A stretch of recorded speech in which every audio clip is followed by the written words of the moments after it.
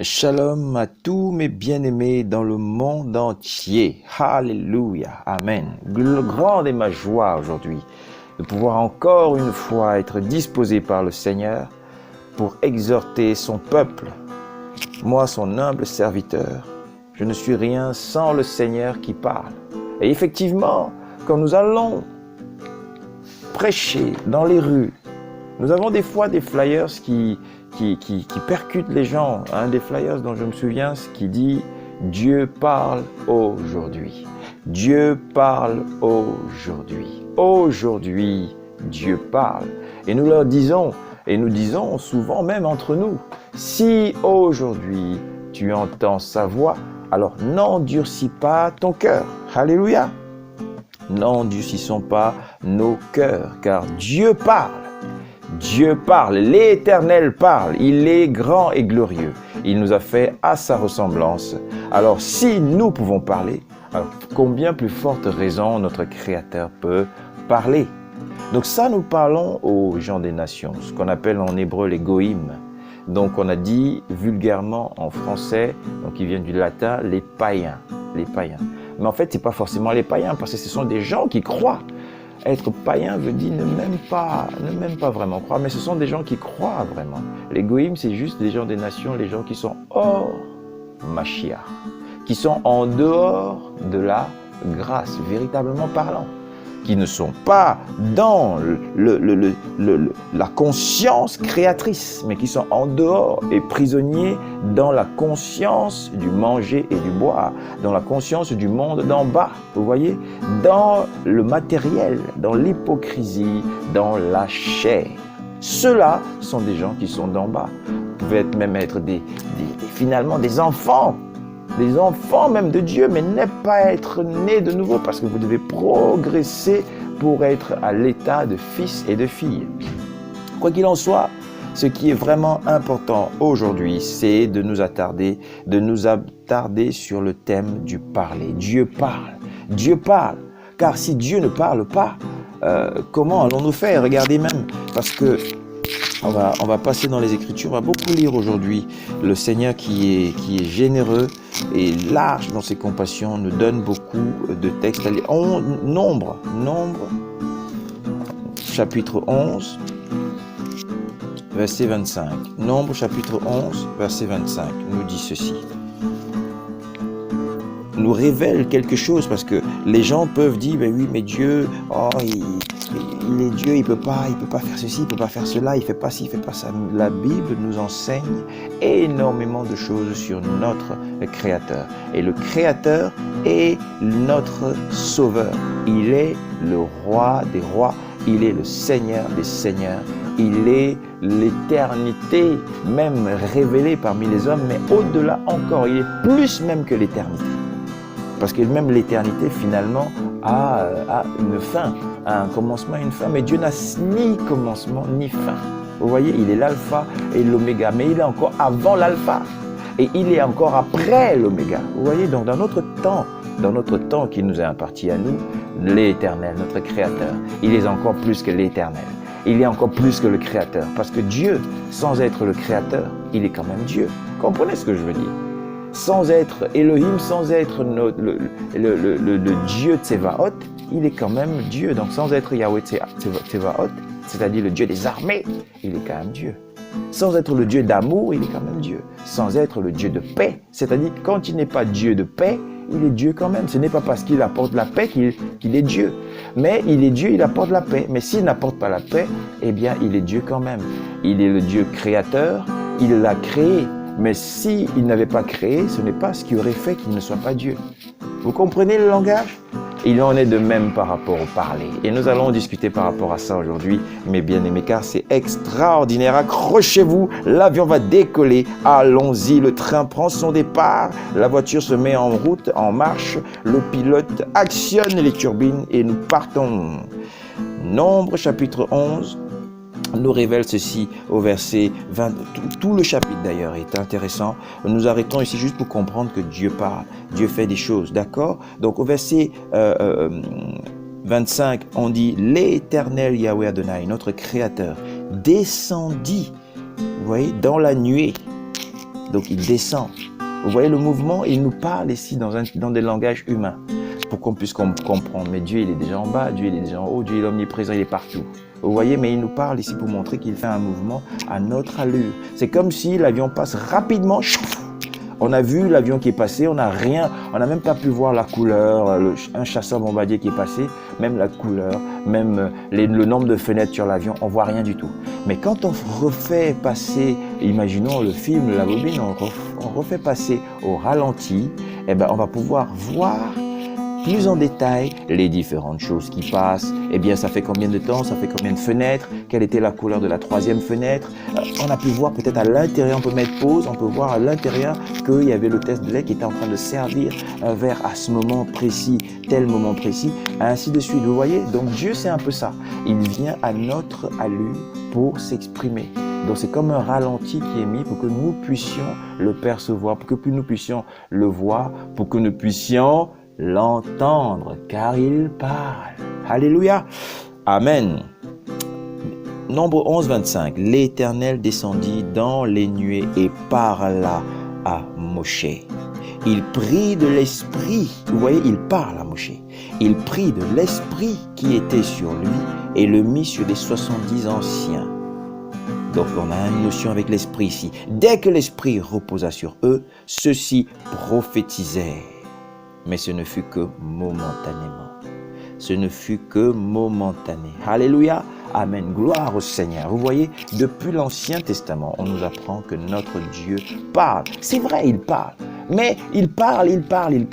Et puis, l'homme a du mal à percevoir cela. Comme on nous le dit dans Job 33, 14. Dieu parle tantôt d'une manière, mais l'homme n'y prend point garde. Alors, je viens ici aujourd'hui pour nous exhorter à prendre garde à comment Dieu parle.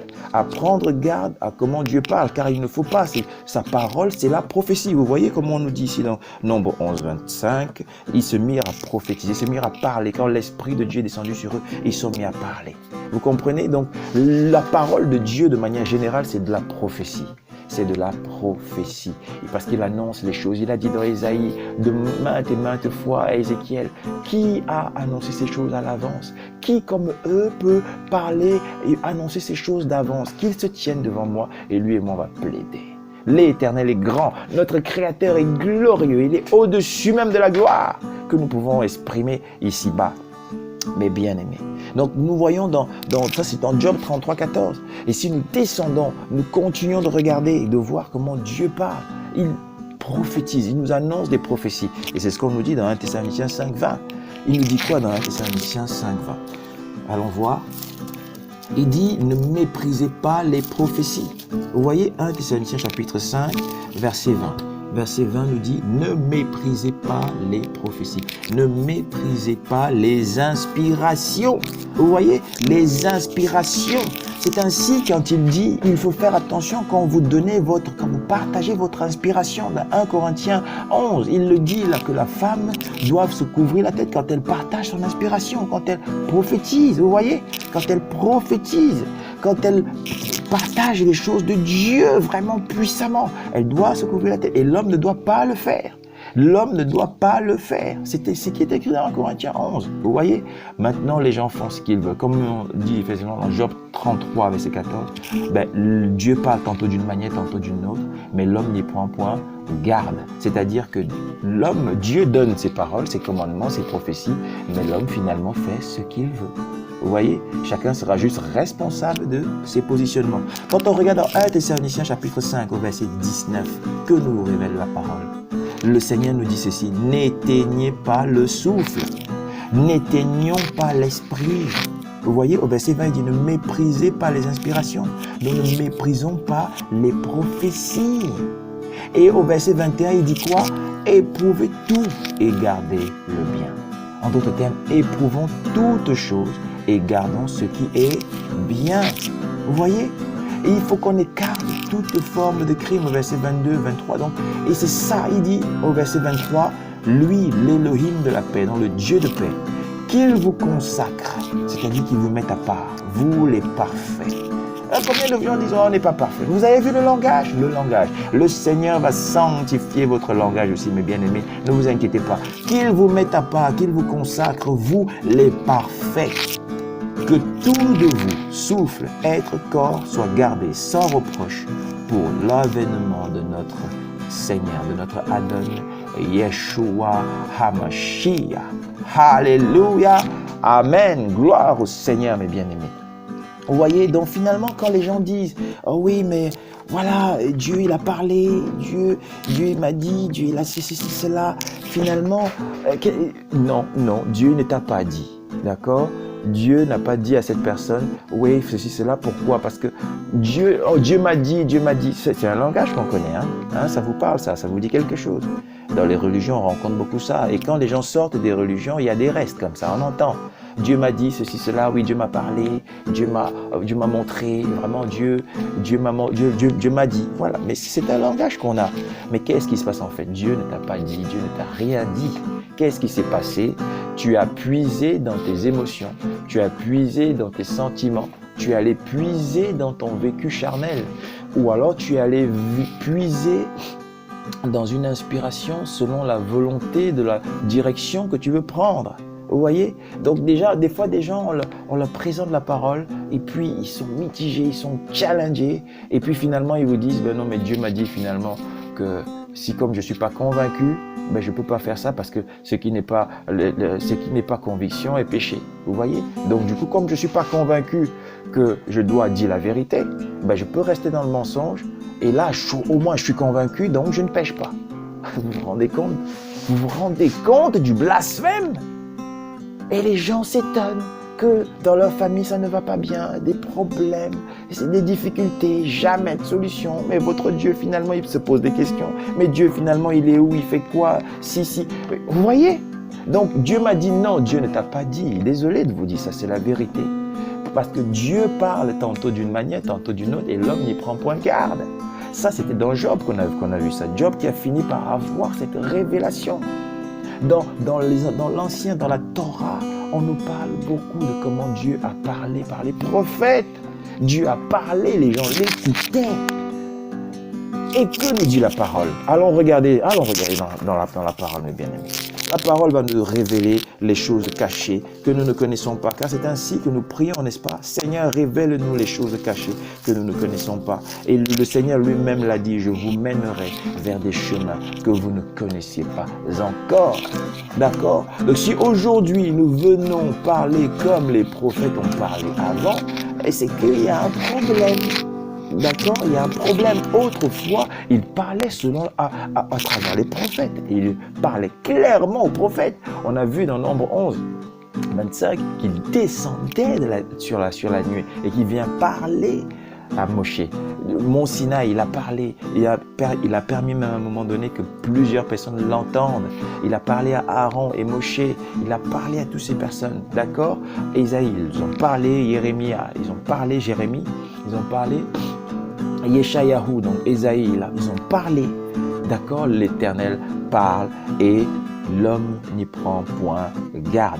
Donc faisons attention à comment nous devons écouter. Écoutez et regardez dans Ésaïe, dans Hébreu chapitre 1, que nous dit la parole. Maintes fois et de plusieurs manières, Elohim, donc Dieu, a parlé jadis au Père par les inspirés. Au dernier de ces jours, verset 2, au dernier de ces jours, il nous a parlé par le Fils, par un Fils, par son Fils qu'il a établi héritier de tout, lui par qui il a formé les airs. Lui, splendeur de la gloire, caractère de sa substance, porteur de tout par le mot de son dynamisme. Lui qui a accompli la purification des fautes et s'est assis à la droite de la grandeur, dans les hauteurs. Devenu bien meilleur que les messagers, il a hérité d'un nom plus différent que le leur. Alléluia. Car oui, à quel des messagers, à quel des anges a-t-il jamais dit, toi, mon fils, moi-même, aujourd'hui? je t'ai engendré, je t'ai mis en place, je t'ai fait entrer dans le scénario. Alléluia, gloire au Seigneur. Réjouissons-nous, Dieu ne t'a pas parlé car il a parlé en ces derniers jours par le Fils. Le Fils est la parole de Dieu. Si tu veux que Dieu parle, écoute sa parole. Alléluia, amen. Soyons tous fortifiés dans le nom de notre Seigneur. Alléluia, amen.